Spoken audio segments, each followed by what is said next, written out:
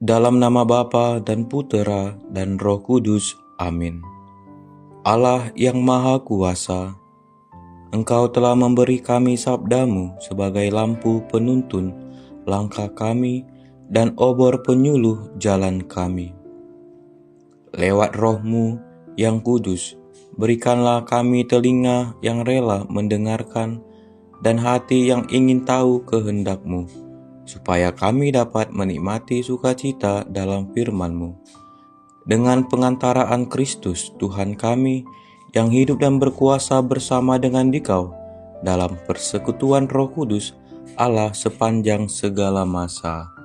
Amin.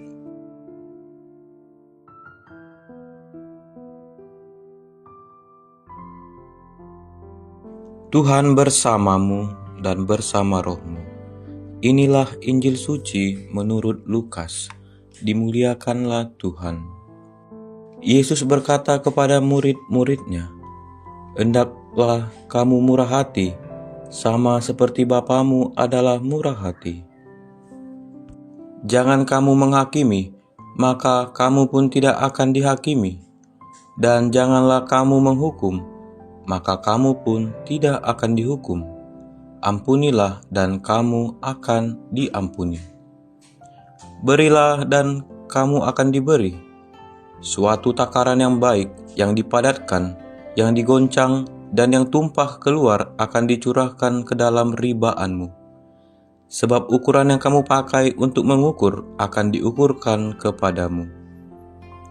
Demikianlah sabda Tuhan. Terpujilah Kristus. Saudara-saudari terkasih, pada umumnya manusia tidak menyukai penghakiman. Bagaimana tidak? Sejak awal manusia memiliki kodrat yang sama, sehingga kesetaraan menjadi hal yang mutal. Sedangkan penghakiman adalah tugas dari orang lain yang lebih tinggi derajatnya daripada manusia. Dalam konteks hukum, yang berhak memberikan penghakiman hanyalah hakim. Meskipun dalam kehidupan sehari-hari ia tetaplah manusia biasa. Namun demi menjamin kesejahteraan bersama dan demi ketertiban umum, oleh negara diberikan hak khusus kepada para hakim untuk memberikan keputusan yang adil kepada semua orang. Namun dalam hal moral, apakah kita berhak menghakimi? Saudara-saudari, dalam bacaan Injil hari ini, Yesus mengajak kita untuk tidak menghakimi sesama kita manusia. Penghakiman yang dimaksud Yesus dalam perikop ini ialah soal dosa dan kesalahan orang lain. Yesus melarang kita dalam menjatuhkan hukuman kepada sesama kita apabila ia melakukan kesalahan dan dosa. Mengapa demikian? Tentu saja sebagai sesama manusia, kita tidak berhak menghukum orang lain. Hanya Allah saja yang berhak menghakimi dosa dan kesalahan manusia.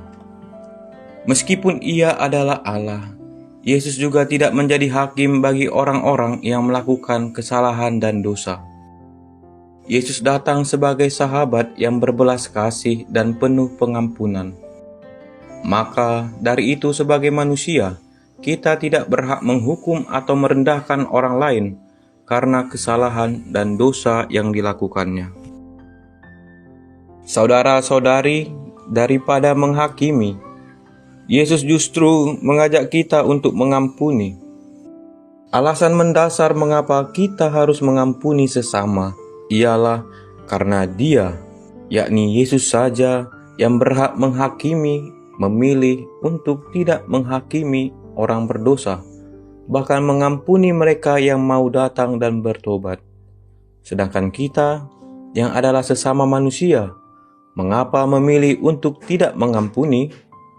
Jika yang tidak berdosa sama sekali mau mengampuni, mengapa kita yang penuh dengan dosa malah memilih menghakimi sesama kita yang melakukan dosa yang sama dengan kita?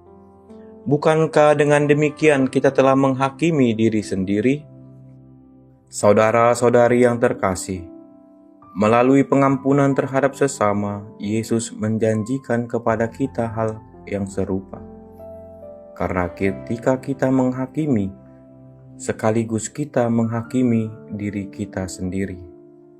Demikian juga ketika kita mengampuni sesama, sekaligus kita mengampuni diri kita sendiri.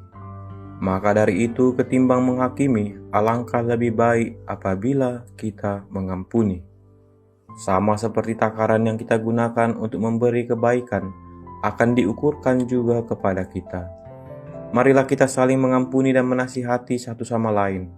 Dengan demikian, kita menjadi semakin bertumbuh dalam kasih dan persaudaraan sejati, sebagaimana telah diajarkan oleh Tuhan kita Yesus Kristus. Amin. Bapa yang Maha Baik, kami bersyukur karena pengampunan-Mu yang nyata dalam diri Putra-Mu Yesus Kristus. Semoga pengampunan yang telah Kau berikan melalui Dia mendorong kami untuk bersikap lemah lembut terhadap sesama dan menjauhkan sikap saling merendahkan satu sama lain, sehingga kami semakin hari semakin serupa dengan Putra-Mu Yesus Kristus, Tuhan dan pengantara kami. Amin. Tuhan bersamamu dan bersama rohmu.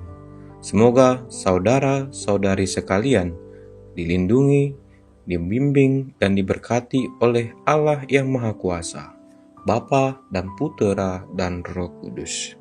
Amin.